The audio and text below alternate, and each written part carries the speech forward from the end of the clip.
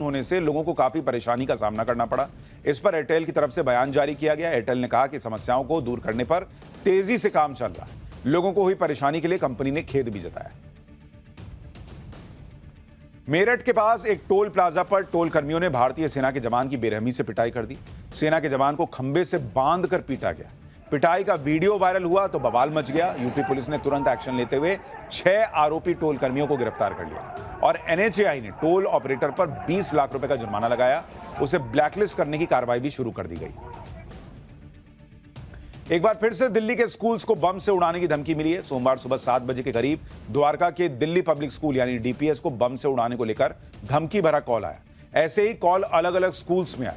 इन स्कूलों को खाली कराया गया, जांच की गई। दिल्ली पुलिस ने बताया कि 5 घंटे के अंदर बम की धमकी वाले 32 कॉल आए थे और सारे अफवाह साबित हुए। पटना में प्रोटेस्ट कर रहे छात्रों पर पुलिस ने लाठीचार्ज कर दिया। प्रदर्शन कर रहे छात्र एसटीईटी, बीटीईटी और लाइब्रेरियन की परीक्षा की मांग को लेकर सीएम हाउस का घेराव करने के लिए निकले थे, लेकिन पुलिस ने छात्रों को डाकबंगला चौराहे पर बैरिकेडिंग लगाकर रोका, जिसके बाद छात्र भड़क गए तो पुलिस ने बल प्रयोग कर दिया। मुंबई में आज बादल फाड़ बारिश ने शहर की रफ्तार पर ब्रेक लगा दिया। लगातार हो रही बारिश की वजह से कई जगहों पर रेलवे ट्रैक पर पानी भर गया। वहीं हरियाणा के हथनीकुंड बैराज से यमुना में लाखों क्यूसेक पानी छोड़े जाने की वजह से दिल्ली पर भी बाढ़ का खतरा मंडराने लगा है। दिल्ली में यमुना नदी खतरे के निशान को पार कर चुकी है।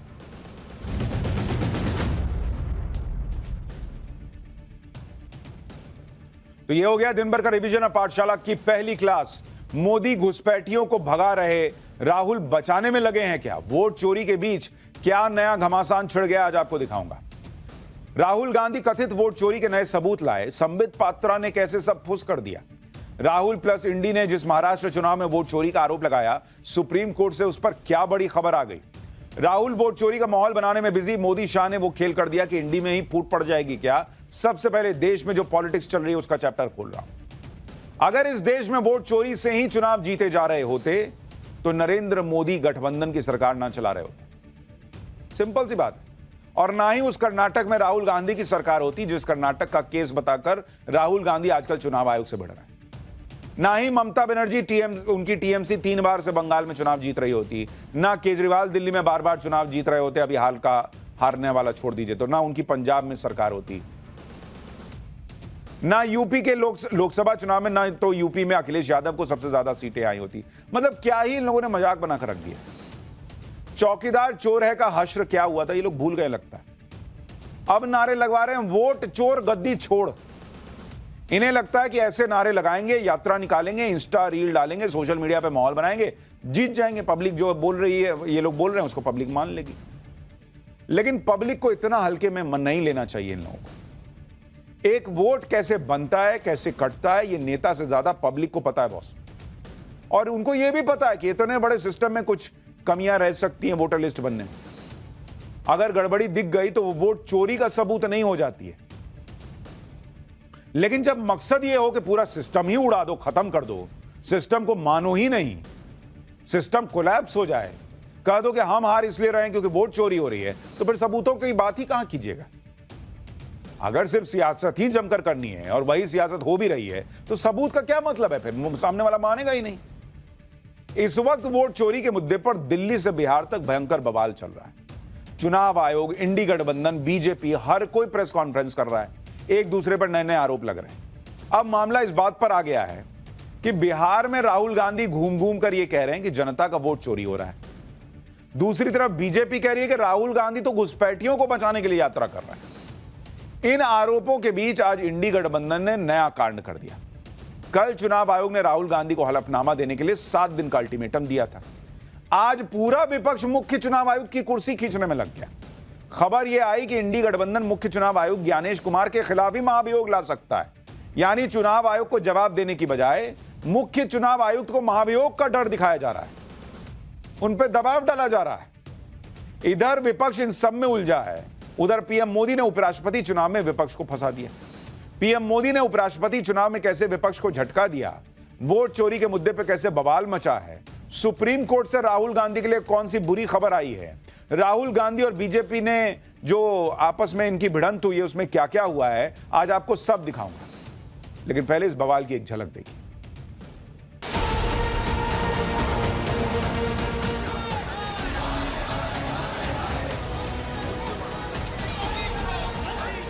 display of puppetry by the Chief Election Commissioner yesterday at the press conference. Gyanesh Kumar ji की बात को सुन के लगा कि उनका नाम बीजेपी का एक नया प्रवक्ता और मिल गया। या तो वो मूर्ख हैं या जानबूझ के मूर्ख बन रहे हैं। भारतीय जनता पार्टी को डिपेंड कर रहा है। चुनाव आयोग ही आज चुनाव आयोग का शत्रु बन चुका है। ज्ञानेश गुप्ता जी से कहना चाहते हैं, पहले वो खुद एफिडेविट करें कि पोस्ट रिटायरमेंट वो कोई पोस्ट नहीं देखेंगे। एक ही राग है इनका, मैंने किसी पिक्चर में देखा था, अब्बा डब्बा चप्पा। बिहार में राहुल गांधी इस वक्त वोट अधिकार यात्रा निकाल रहे हैं।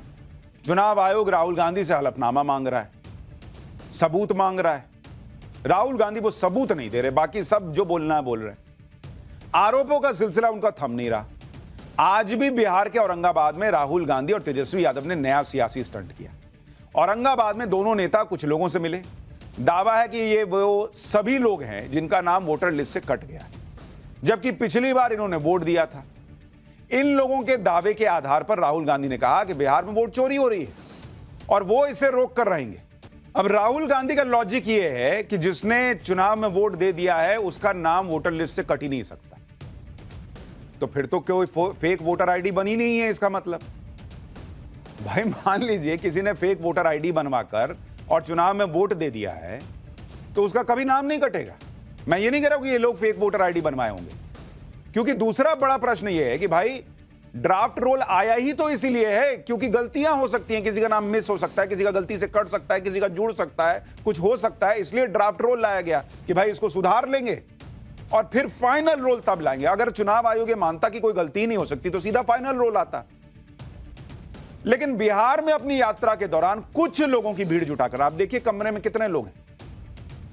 राहुल गांधी ने एक नया सियासी स्टंट कर दिया, लेकिन इसमें राहुल गांधी खुद ही फंस रहे, क्योंकि कुछ लोगों ने राहुल गांधी को बताया कि उनका नाम कट गया है या कुछ लोगों का नाम जुड़ गया है, इसे ही राहुल गांधी वोट चोरी साबित कर। लेकिन कमाल की बात यह है कि जो बातचीत का हिस्सा जारी हुआ उसमें किसी व्यक्ति ने यह तो बताया नहीं कि वो एनडीए को वोट करता है या महागठबंधन को। राहुल गांधी ने खुद ही मान लिया कि जिनका नाम कटा है वो महागठबंधन को वोट देता था इसलिए कट गया होगा, और जिनका नाम जोड़ा गया वो एनडीए को वोट करता होगा इसलिए जोड़ दिया गया। दूसरी बात, राहुल गांधी को अगर लगता है कि इन लोगों के नाम गलत तरीके से कटे तो उन्हें अपने बीएलए से कहकर इन लोगों का नाम जुड़वाना चाहिए। भाई बूथ लेवल एजेंट क्या करता है? यही तो करता है कि भाई देखिए ये इनका नाम छूट गया, इनका नाम डालिए। अभी 1 सितंबर तक का वक्त है, लेकिन चुनाव आयोग कह रहा है कि कोई राजनीतिक दल उनके पास शिकायत लेकर आ ही नहीं रहा। यानी राहुल गांधी सियासी हलचल पैदा करने के लिए बड़े बड़े आरोप लगा रहे हैं, वोटर लिस्ट में गड़बड़ी गिनवा रहे हैं, लेकिन ना तो चुनाव आयोग को सबूत दे रहे हैं, ना ग्राउंड पर अपने बूथ लेवल एजेंट्स को आपत्ति दर्ज करवाने के लिए कह रहे हैं। उल्टे उनके नेताओं के, जिला अध्यक्ष वगैरह के तो वीडियो आ रहे हैं, चुनाव आयोग जो है वो जारी कर रहा है कि भाई देखिए ये लोग खुद ही बता रहे हैं कि हमको बाकायदा लिस्ट दी गई है, जो ड्राफ्ट लिस्ट आया है वो दिया गया है, जिनके नाम कटे हैं उनका दिया गया है लिस्ट। तो राहुल गांधी ऐसे आरोप लगा रहे हैं, लेकिन इनकी इच्छा अगर यह है कि लोगों के नाम ठीक हो जाएं, लिस्ट में सुधार हो जाए, वो प्रयास तो नहीं दिखता। तो राहुल गांधी जो कर रहे हैं उसमें जो वोटर है वही कंफ्यूज हो जाएगा, वही पूछेगा कि भाई अगर राहुल गांधी ये मान रहे हैं कि ये जो एसआईआर हुआ है और इसके बाद जो लिस्ट बनी है वो गड़बड़ लिस्ट बनी है, तो फिर तो वोटर कहेगा कि फिर इस चुनाव का मतलब ही क्या रह गया, फिर ये चुनाव हो ही क्यों रहा है, आप लोग चुनाव में क्यों जा रहे हैं जब आप ये मानते हैं कि वोट चोरी हो चुका है। फिर आप क्या करिएगा चुनाव में? वोटर कैसे जीतेगा, कैसे अपना मैंडेट देगा कि भाई हम बीजेपी के खिलाफ हैं, हम इस वोट चोरी के खिलाफ हैं, अगर आप ये ऑलरेडी मान चुके हैं कि वोट चोरी हो चुका है। और अगर आप मानते हैं कि एसआईआर के बाद लिस्ट ठीक बनी है, वोट चोरी नहीं हुआ है, तो फिर जो नतीजे आएंगे उस पर भी कायम रहना चाहिए। फिर तब हंगामा ना हो क्या नतीजा इसलिए ऐसा आ गया क्योंकि हमने तो तभी कहा था वोट चोरी हुआ है। बीजेपी कह रही है कि राहुल गांधी सिर्फ सनसनी फैला रहे हैं, उनकी बिहार यात्रा से कुछ होना नहीं है। सुनिए बीजेपी के संबित पात्रा क्या कह रहे हैं, फिर आपको बताता हूं कि राहुल गांधी कैसे अंबानी अडानी को भी खींच के ले आए। 2 लड़के ये जेल यात्रा, बेल यात्रा सब कुछ करने के बाद अब कौन सी यात्रा कर रहे हैं पता नहीं, चोरी की यात्रा। कुछ नहीं होने वाला है, जो ना समझे वो अनाड़ी ही है। ये अपने आप को खिलाड़ी समझते हैं मगर वो हैं अनाड़ी, और कुछ नहीं उनका होने वाला है, वो समझना नहीं चाहते हैं। वो चाहते हैं कि यहां पर अफरा तफरी का माहौल बने, हिंदुस्तान में अफरा तफरी का माहौल बने, एक कैओटिक सिचुएशन बने और अफरा तफरी में किस प्रकार से उन्हें कुछ राजनीतिक लाभ मिले। इनका मकसद एक ही है और मकसद है घुसपैठियों को बचाना, इन्फिल्ट्रेटर्स को बचाना, जो बाहर की देशों से घुसकर आए हैं नकली इनके लोगों के द्वारा। आप टीएमसी के लोगों को देखिए बैठकर किसका वोटर कार्ड बना रहे हैं, किसका आधार कार्ड बना रहे हैं। आप जाकर देखिए बिहार में किस प्रकार से किस पार्टी के लोग किस प्रकार तुष्टीकरण की राजनीति को बढ़ावा दे रहे हैं, किस प्रकार से घुसपैठियों को आप वोटर एनरोलमेंट करा रहे हैं। क्या ये बात छिपी हुई है? ये चाहते हैं भारतवर्ष में बांग्लादेश जैसी सिचुएशन हो जाए, ये चाहते हैं जो श्रीलंका में हुआ था वो भारतवर्ष में हो, ये चाहते हैं कि अफगानिस्तान और पाकिस्तान में जो हालात हुए थे वो भारतवर्ष में हो। यानी बीजेपी अब इसमें यह एंगल लेकर आ गई कि राहुल गांधी घुसपैठियों को बचाने के लिए सब कर रहे हैं। खैर, बीजेपी ऐसा क्यों कह रही है उसके बारे में आगे बताऊंगा, लेकिन जो लोग वोट चोरी के नारे सड़कों पर लगवा रहे हैं, भ्रम पैदा करने की कोशिश कर रहे हैं, आप यह भी देखिए कि उनके आरोपों की कोई सीमा ही नहीं है। राहुल गांधी वोट चोरी का आरोप लगाते लगाते अडानी अंबानी तक पहुंच गए, वोट चोरी को अडानी अंबानी से जोड़ दिया। एक बार सुनिए राहुल गांधी को। 65 लाख लोगों का वोट काटा है। क्यों? अदानी और अंबानी की मदद करने के लिए कि वो आपका पूरा का पूरा धन आपसे चोरी करें। अब लोग माथा पीट लिए बॉस कि एक तो वोट चोरी साबित नहीं हुआ और राहुल गांधी ने उसको भी जोड़ दिया कि अडानी अंबानी के चक्कर में वोट चोरी हुआ है। राहुल गांधी कुछ भी कह रहे हैं, कुछ भी आरोप लगा रहे हैं, और यह सब तब है जब उनको अल्टीमेटम मिला हुआ है। चुनाव आयोग ने 7 दिन का टाइम दिया हुआ है कि भाई जो आरोप लगा रहे हो उन पर हलफनामा दो या फिर देश से माफी मांगो। कल चुनाव आयोग ने राहुल गांधी के सारे आरोपों की एक एक करके धज्जियां उड़ाई प्रेस कॉन्फ्रेंस करके, तो पूरा इंडी गठबंधन चुनाव आयोग को घेरने में लग गया। इंडी गठबंधन के नेताओं ने बकायदा एक बैठक की। खबर आई है कि इस बैठक में विपक्ष के कई सांसदों ने यह माना कि चुनाव आयोग के खिलाफ इस लड़ाई को आगे ले जाना होगा। चुनाव आयोग के खिलाफ अविश्वास प्रस्ताव लाने के भी सुझाव दिए गए। हालांकि अभी इस पर कोई फाइनल फैसला नहीं हुआ है। विपक्ष कह रहा है कि इस पर चर्चा चल रही है, सही वक्त पर फैसला लिया जाएगा, सारे विकल्प खुले हैं। विपक्ष मुख्य चुनाव आयोग के खिलाफ अविश्वास प्रस्ताव लाने के मुद्दे पर आगे बैठक कर सकता है। यानी अविश्वास प्रस्ताव की बात छेड़कर इस तरह से इंडी गठबंधन ने मुख्य चुनाव आयुक्त को यह मैसेज दिया है कि अगर राहुल गांधी का पीछा नहीं छोड़ा तो विपक्ष के पास उनके खिलाफ एक सियासी हथियार भी है। सुनिए इंडी गठबंधन के नेता क्या कह रहे हैं, फिर आपको बताता हूं कि इसका मतलब क्या है। हम बस उन्हें इतना ही कहना चाहते हैं कि अफसर आएंगे, अफसर जाएंगे, लेकिन जैसे हमारे आदरणीय खड़गे जी ने कहा आज सुबह, सदन हमेशा रहेगा। सदन उनकी कार्रवाई की गवाही आने वाले दिनों में देगा। उन सभी की कार्यों पर हमारे सदन में उपस्थित सांसद, विभिन्न राजनीतिक दल हम नजर रखेंगे और आने वाले समय में उचित कदम लेंगे। जो इलेक्शन कमीशन रोजाना राहुल गांधी जी से एफिडेविट मांग रहा है, उस इलेक्शन कमीशन को हम 2022 में 18,000 गलत तरीके से काटे गए वोटों के एफिडेविट दे चुके हैं। इस तरह के एफिडेविट हैं, उसकी सब रसीदें हैं और कोई कार्रवाई नहीं हुई।